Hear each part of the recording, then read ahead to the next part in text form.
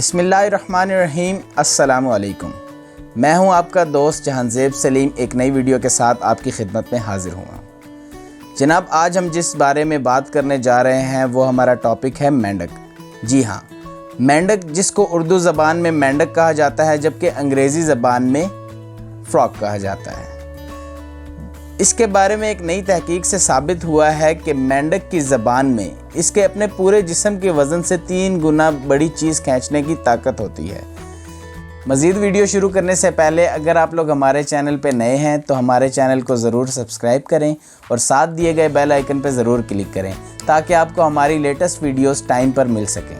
یہ جاننے کے لیے قاتل مینڈک کہلایا جانے والا ہارن مینڈک ایک چوہا نگل سکتا ہے یا نہیں، ماہرین علم الحیوانات نے اس کے سامنے شیشے کا ایک ٹکڑا رکھا اور اس کے ساتھ ایک مزیدار جھینگر چپکا دیا گیا۔ اس وقت شیشے پر ایک مضبوط گرفت کی پیمائش کی گئی جب مینڈک کی زبان بھی بہت کم وقت کے لیے شیشے سے ٹکرائی اور اس پر لعاب بھی کم لگا۔